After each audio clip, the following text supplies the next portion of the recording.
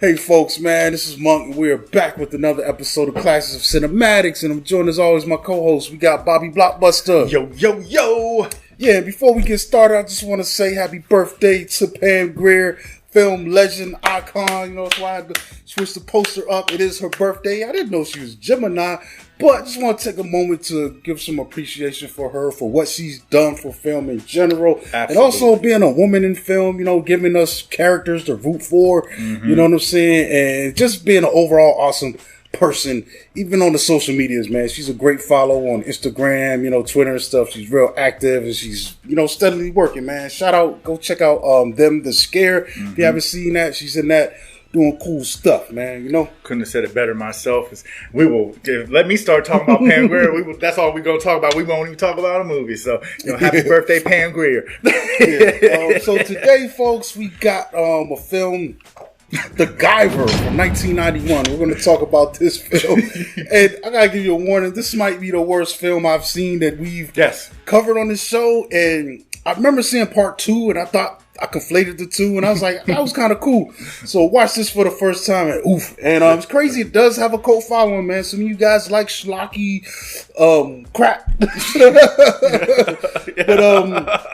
But let's get into this, man. In this film, which is directed by Stephen Wang and the Screaming Mad George, who are FX guys, man. So that's interesting. Big time, yeah. And in this film, a researcher at the Cronos Corporation has mysteriously killed his daughter, her boyfriend, and a rogue CIA agent named Max Reed. All suspect foul play.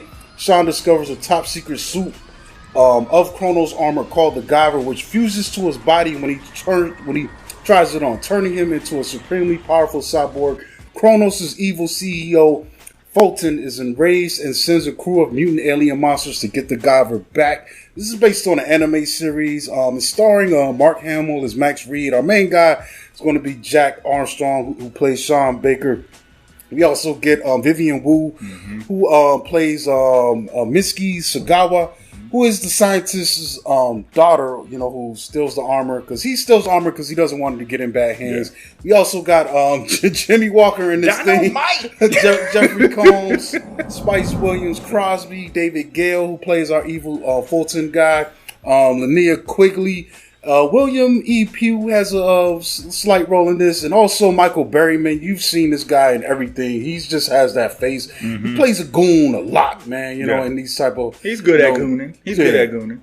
Yeah, but yeah, man. Let's get into this, man. All right. Well, first of all, I'm gonna give us a round of applause because this is reviewing this film is a testament of our professionalism and our love for doing this. Okay, so we got that going on. Pat on the back for us. So, you know, I did do a little bit of research on this because I remember seeing this movie as a child, and pretty much the Guyver, it started off as a manga comic book series in 1985, and it was written and illustrated by Yoshiaki Takeya. If I messed your name up, I'm sorry, bro. It's not intentional. But with that manga comic book series, it grew in popularity very quickly and then had a large following. And then riding that wave in 1989, they decided to make a 12-part anime series from 89 to 92. And this actually was my first Guyver experience. I was renting these. I was renting these from Blockbuster. And I mean, dude, it was hard, man. It was a very dark storyline. It was visually appealing. It was bloody. It was violent. It was awesome. I mean, animes had my nose open when I was 12. I never saw cartoons that were so just graphic like that. It's also interesting too because in that version, our main guy was like a high school student. He's a high school kid. And so then to these films to switch him to like an adult, you know, that's kind of strike one. But yeah, with that being said, due to the success of the anime series as well, and this following that is just continuing to grow, and then the manga series, the comic books were starting to be sold in North America as well, and you know, numbers were flying. They decided that they wanted to explore this as a movie property, and this is where the powers that be in Hollywood just messed up, because what they decided to do is ride the wave of the Ninja Turtle success, which also started off as an adult, darker comic book, turned Saturday morning cartoon, turned live action, geared towards children. This was an adult comic book, adult anime cartoon, then turned into a PG-13 live action film geared towards children that didn't know nothing about this hard figure. PG-13, bro. Yeah, even because I think there is an uncut version of this, but even the regular cut is just kind of graphic, bro. Yeah, but, you know what?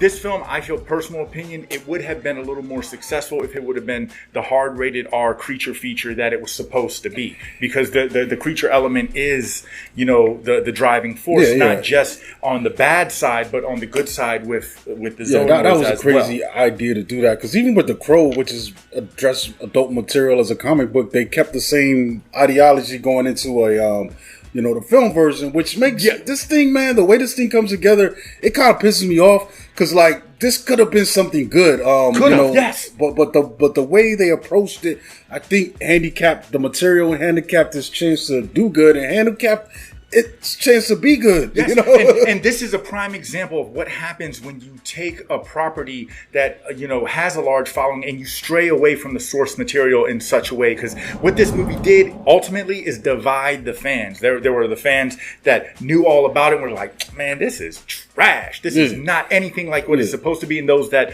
you know, this was their first time experience, like, oh, I think this is a cool, you know, this is like another version of Ultraman. It's like, no, it's not supposed to be that. But, you know, when you get to the story, I mean, man, the synopsis made it seem so much more intricate than what it is, because it's not that intricate. It's like boiling water. Well, the thing that this thing does that I think it skips over, like in the beginning, we get a crawler like Star Wars, and that explains most of it. You know, so you know that this thing came from another world, is created. You know, it was created by aliens at a prehistoric Earth. You know, and basically alluding to the fact that the aliens had some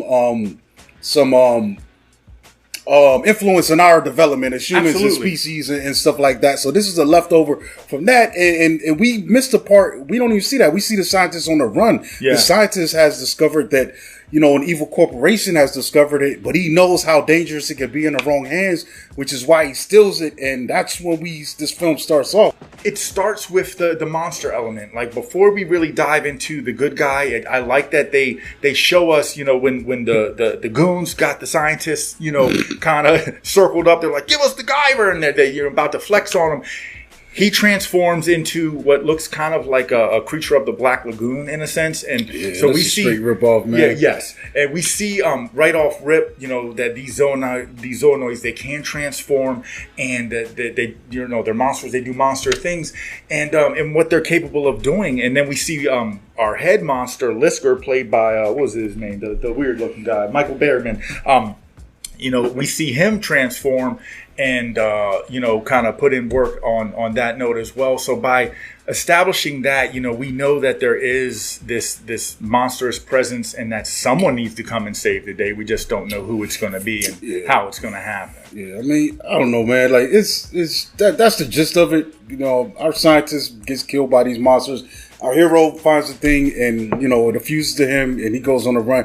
But the biggest thing that I think handicaps this film is tonality, man. Yes. Like, I'm fine with changing up the story and all of that. I think all of that could have worked.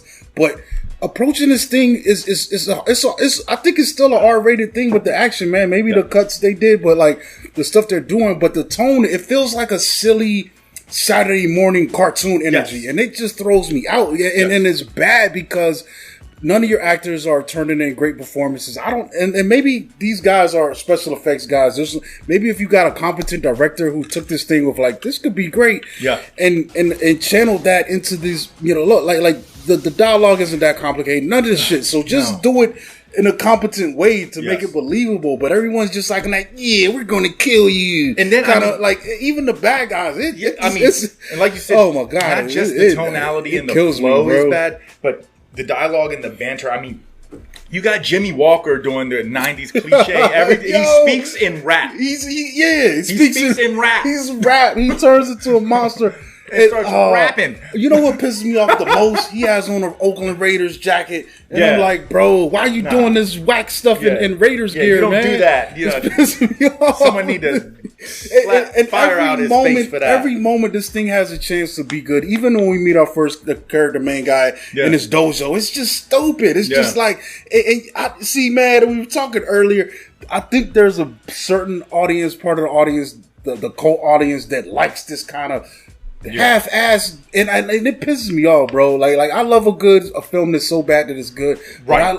But I like when people are at least trying. Yeah, you have to maximize effort. This is not. Yeah, this ain't maximized effort. No. Like there's films that have less of a budget than this, that have done things even less than this, that are better. That the final product is better because they at least tried to do what they could with what they had there, man. And this just doesn't feel. This feels like a student project. Yes, like a student short that got stretched out to feature length. I mean, like, you know what I'm saying? Like I could see some guys, some effects kids that are messing around with costume design, and they make a little sketch just to show. But this thing goes on entirely too long, or almost like a pilot episode of something that's going to come on after a Saturday morning cartoon. Bro. You know what I'm saying? It's terrible. And so I mean, dude, we are trying very hard not to really like flame throw this and burn the toast here. But the one good thing that this film does have is, since it was written, or since it was directed by this duo of these special effects guys, and Steve Wang and Screaming Mad George, the one thing that did come out visually and aesthetically pleasing was the effects, more so when you come to the creature designs. I mean, they look like so much more than just rubber suits. I mean, they're slimy. They're each unique and cool in their own kind of way. I mean, some of them do actually have some of the characteristics of the character designs from the anime, which I appreciated. Yes. But the bio booster armor suit is perfect though. Yes, that Guyver, man, yes, it looks really, really cool. And I mean, when you look at these two, their catalog, I mean, they both worked on Predator behind the scenes. Screaming Mad George also was in on Big Trouble Little China, Nightmare on Elm Street Part 3. He also was solely responsible for the cockroach scene in Nightmare on Elm Street Part 4. That's the one where the chick turns into the big cockroach in Dream Master. And then you got Steve Wang, who did the sculpt for Harry and the Hendersons. He also did all of the monster creations in the Monster Squad. Helped work on the Gremlins 2, the New Batch, the Devil's Advocate, Underworld 1 and 2, and also the stuff that went on behind the scenes in Lady in the Water. So I mean, they are notable at special effects and creature designs, and justifiably so. But just because you're good at one thing doesn't mean you can do everything. I don't know if this was their first attempt, but if it wasn't, it sure felt like it. Yeah, it's bad, man. I think they should have got just guys that a director that the supervisor that could have pummeled this together. But I don't know, man. But it's all a personal taste kind of thing, man. Like I said, there's tons of films like this that people love, and it blows my mind. Sometimes I go and, I look at these lists that people put together, compile online, and I go check out some films from them, and I'm just like, what did you see in this? I don't know, man. Maybe it's from an era where people were renting a movie back in the day and taking a chance, and if you got a bunch of buddies sitting around drinking beers and you're riffing on stuff, but me sitting in here by myself watching this, I'm just like, and I first saw this as a child. So I mean, you didn't even like it as a child. No. In my child mind, like I said, the creatures stuck out. One thing that did leave a lasting image is when Mark Hamill transforms. That it is gory. It is gross. He ends up only like halfway mutating into like half human, half like grasshopper looking thing. I mean, he still has the Hamill face going on, but he's like bug. Why is Mark Hamill in this though? Even his character don't even like if. And he's the cop trying to help the guy that's trying to save the world. As well, they put him on the front of all the videos, the posters. He's in the forefront. And I'm like, bro, I guess he's the biggest name you could get at the time. Yes. And then it's wild because on the DVD it shows like half the Guyver face, half Mark Hamill's face. It's like, why? Yeah, he didn't really do anything. He turned into a halfway grasshopper. Yeah, bro. This thing, man. But I mean, this was just, it was bad on so many levels. But there is light at the end of the tunnel. There is a saving grace, and this is Guyver Dark Hero, which would be the sequel to this film.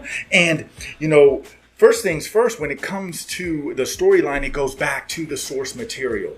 Jake Armstrong, who played Sean Baker, was replaced by David Hayter, but they're still playing the same character. He's just later on down the line. It's supposed to be like a year after this film took place. So this character maybe hid the suit after that Cronos shit? No, he's still Guyvin. in the second one. He's coming out and he's fighting bad guys, almost like in like Batman in a sense. He's on like some vigilante type stuff. Yeah, I gotta rewatch that because I don't remember the story. What brings him to the wooded area is because he's having dreams of this cave where there's like these it's the same character, just different actor. Different actor. All right, yeah, different actor. There we go. Yeah. You see, Hollywood, when you switch the actors, it confuses us now sometimes. You know what I'm saying? I was like, what the? But this was an actor switch that worked because I mean, no disrespect to Jake Armstrong, but he really didn't do much. I think the film just also had a more competent director, though. No, actually, it's the same dude. It's Steve Wong. What? It's Steve Wong, and I think so. Maybe Madman was holding everything, messing it up. Because I think Mad Dog. I think screaming Mad George. Screaming Snake. He's mad and he's screaming. He was messing up the party, man. Yes, Steve Wang. I think that the reason why this the second installment worked is because he was already familiar with the property, and they also they took the restraints off. It's rated R, and he, like I said, he already knew, I think, where he misstepped in the first installment. So and the tone feels way different. Yeah, I mean, it's still a low budget straight to video, but you know what? Everything is better. Like the banter, the dialogue, the fighting, acting, the fight scenes, and because Steve Wang is still involved, the creatures don't take a hit. They still look good. Yeah. And then there's even a part where, I really liked that that they really, like I said, they brought it back to the source material. And there's a part where when Sean Baker goes into the cave and he's looking at the hieroglyphs and he starts having this imagery of like the origin of the unit. Yeah, you got some miniatures kind of designs. That was taken almost play by play from the manga series. So they tried to right the wrongs, and I will say this one though, there's probably about 8 minutes in the middle of this film that I think really works, and that's in the alleyway when they have the fight when all the monsters reveal themselves and they're chasing Guyver and he's fighting. He's bringing out his blades. He's doing all the Guyver stuff, man. It's cool. It's kind of cool to see the suit come out with the pieces. And then they wrap back. I thought that looked really good, man. It was funny because he got like Grant Hill drink Sprite. I don't know if y'all remember that commercial, because at first he's trying to save Misty, who is like his love interest. Yeah. He's like, Guyver! And it doesn't work. And then he finally does transform and he gets his ass whooped. Yeah. But it's kind of cool too when you see them beat him down and they pull the thing out of his head and the suit melts. I was like, yo, this is like Evil Dead. But like you said, like for them to be in these full on rubber suits and to be able to have that kind of mobility and to make it look good on screen, like I said, it's a testament of good craftsmanship when it comes to the costumes and the makeup and everything, because it did look good. It was that was probably the high point of the film. That's the best thing in the movie. That thing looks really good, man. Like every time it's on the screen, I'm just like, it's just like how I remember the anime looking, man. I'm surprised I haven't seen anyone doing that as cosplay. That would probably take a while to make something like that. But it would probably also come with a lot of explaining. Like, who are you, man? Oh, people know this series though. That's the problem. Like, people know this franchise, man, and it just pisses me off that this movie came out so bad, man. There's a few things that have happened like that over the years where they got a film and it just was dog-ish, and you're like, damn, that was your chance, and they messed up something great. Maybe that'll be one of our lists, man. Messed up, adaptations, squandered opportunities. Cause there's a few of them out there. Yeah, because with the second one, like I said, them giving it that R rating, it felt like an R-rated version or extended episode of like the Mighty Morphin Power Rangers, which that was cool. You know what I'm saying? Like just seeing them follow that same blueprint and everything with it. But I mean, ultimately, I wonder if people know that this shit they're doing is bad. Like, why they're making it. You gotta have a sense of okay, maybe this ain't working. I mean, but maybe it's just like they gotta push through it. The budget's already spent. I mean, he getting paid regardless. He doesn't sign on. I mean, but it's just oh my gosh, it's such a hard watch, and I just. Thank goodness for the animes, and after Dark Hero, even though that one kind of got a better response from not only the fans but the critics itself. It was nice that they then revisited the anime property in 2005, giving us another series of animes to kind of, put this whole franchise back in a better light. And they're still making the manga comic books. They're just not sold in North America. So that series has been running for almost 40 years. Yeah, here's this last thing I saw. Incredible Mark Hamill cult classic lands on 4K Blu-ray this summer. And why are you lying? Yeah, that's the thing, man. This Incredible. They're gonna sell more. Wow. Yeah, get out of here. Yeah, they trying to double up on that. I can't with full recommend this at all, man. I would say if you are gonna watch one, watch part 2, watch the animes. I haven't seen the second anime series though. Maybe I'll get a look into that and see what they did with that. But yeah, man, I don't know. This is oof. This is one, yes, I'm with Tor. The second one is better. If you really want to compare and contrast, do so at your own risk. But what I would suggest, if you do want to visit this film, just look at some still pictures of the creatures. You know what I'm saying? You can get a full on idea of the good. Google the fight scene. That's probably on YouTube. Yeah, like that. Just watch the clip. That's the best part. Look at look at some pictures of the creatures, because I mean that is the high point, especially the Mark Hamill transformation. That one will stick with you. It is very reminiscent of the cockroach scene in Nightmare on Elm Street 4. You know, so you can kind of see. But other than that, this is one of those enter at your own risk. We cannot fully support, endorse, or encourage anyone to watch this. This is just something you have to do solely on your own. But watch the animes; those are dope. Those I back those 100%. Yeah. All right, folks, man, we're gonna wrap this up. We're gonna catch y'all next time. Hopefully, with something better. Catch us at Classics of Cinematics on Instagram. And make sure you subscribe, turn on your notifications, and you can click the QR code, man. We got some cool merch there. Mm-hmm. And you can catch me at Monkey Blood on Twitter and Instagram. And it's Bobby Blockbuster. As always, you can catch me on the next show. All right, folks. Peace. Yeah, so that was good.